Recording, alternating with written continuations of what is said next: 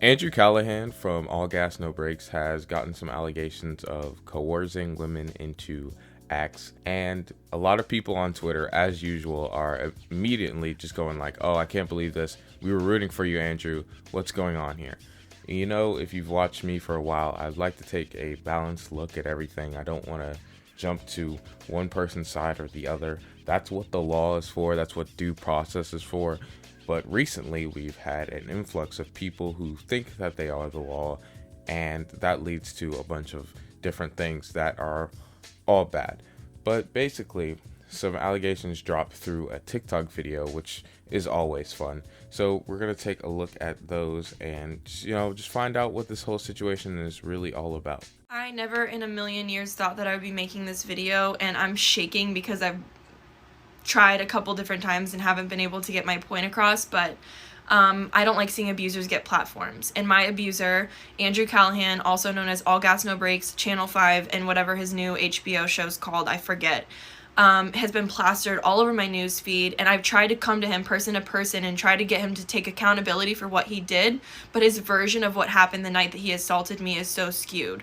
So I will tell you that he did eventually get consent. And that's the main point, is that he eventually got consent because he wore me down. He told me he needed a place to stay for the night. He had some sort of falling out with one of his crew members or whatever, and I was very clear about the fact that we are not hooking up.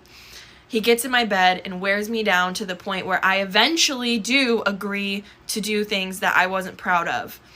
And I wasn't proud of them and thought it was my fault for so long that I continued to be nice to him after the situation. He wouldn't leave my house the next morning. All right, so just to start out, if what she's saying is true, that's wrong. Like, let's just be 100% clear, upfront, and honest with each other from the jump. I think that saying and doing stuff like that is wrong. You should respect somebody. If they tell you no, that means no. At the same time, I don't understand like how you can go from, oh, he assaulted me, to he eventually got consent. I don't know what classifies assault, officially. I don't know if that's like, oh, okay, that's 100% assault. He assaulted her. He's going to jail, or it's up to personal interpretation. I think it's just wrong. Like, just point blank period. Law aside, in this case, if it happened, which we don't know, and a lot of people are acting like we do know, which is obviously annoying, but we don't know, and if we did, that's wrong. And then as time went on and I processed things, I thought, you know what, just because eventually I said, okay, whatever, because I was trying to just get the whole night over with so that it could be morning so that he could leave, it doesn't discount the fact that I told him no. So I told him no so many times prior to this. I said, I'm tired, I'm not really feeling it. I came up with any excuse that I possibly could to just get him off of me. And he still found a way to coerce me into things that I didn't want to do. And this is really hard for me to say. I never thought I would come forward, but it's even more hard to have to relive the trauma that I endured every single day by seeing this man, as a social justice warrior, as someone who cares about human rights, get a platform. You shouldn't be supporting him. And at the end of the day, like, I've told close friends of mine, I've tried coming out about this before, and he texted me saying that it basically ruined his life and that his life was over now because of things that I said, and other women have come forward to me, but this is my first time publicly talking about it on a platform like TikTok, because I hope it gets traction. I hope people listen to me. I hope that if something similar has happened to you, that you know that that's not your fault. It wasn't my fault what happened to me, just because I eventually... Obviously, this is a really uncomfortable thing to talk about, just from the jump, because it's just so weird to see like the lines of how people interact with each other, and certain people just aren't well versed in how to treat people in a correct way. And because of that, we have situations like this, allegedly. All right, because I don't believe her and I don't believe him. I wait until I see all the facts, because then I don't go through that thing, well, oh, should I support the possible victim or the possible abuser? Because if you look at it like, oh, I'd rather support the victim than support the abuser. And it's like, you don't have to take sides. It's not a mandated thing. All right, you don't even know these people in your personal lives. It'd be a little bit different if it was like that, but it's not. You just watch this guy's YouTube videos every now and then, or maybe you watch them all the time, but that doesn't mean that you have to, change up your entire flow up on somebody just because they said something about them. But I can't mentally handle this anymore. This was Andrew and I agreeing to hang out when he was in St. Pete. This was us the night at the bar. We went into the bathroom to take a photo because this bar, the bathroom has its own Instagram page, and it's just something people do at that bar. Also, like I said many times before, I trusted him, and people are blaming me for trusting him, and I did, and it is what it is. This is a comment from someone who I've been speaking with about what happened to her. This is a message I got about a year ago from someone who said that he has been known to associate with underage girls. Alright, so this is just weird for her to be like, oh, also, he might be a predator. He might be, a Chris Hansen individual, or somebody that Chris Hansen would be interested in. It's like, focus on what you're trying to talk about.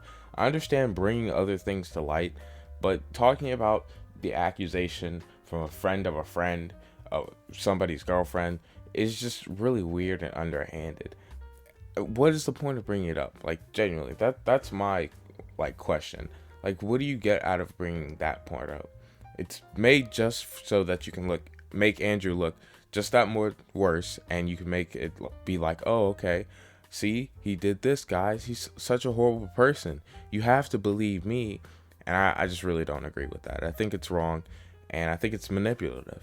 This is the story from the same person of her experience. You can pause to read any of this stuff.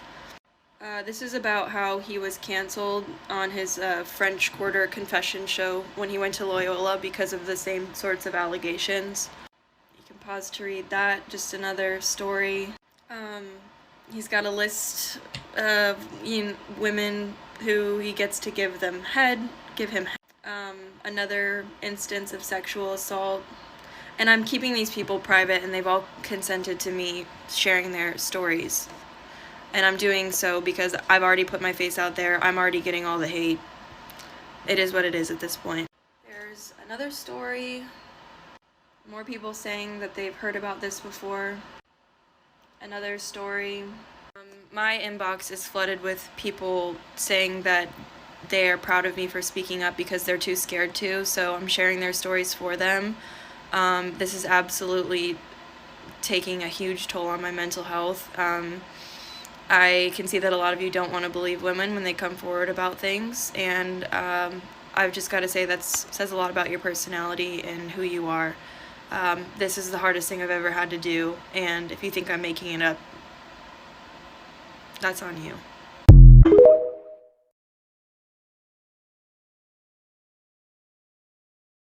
I don't think you're making it up, and I'm not going to pretend like I do. I don't know. I won't know, probably. It's probably not going to be something that I'll have the full, truth and context on, because that's just the way things are. Genuinely. Like, we can say all we want to, we can talk about it all we want to, but at the end of the day, they were the ones who were there, and they're the ones who really know what was happening.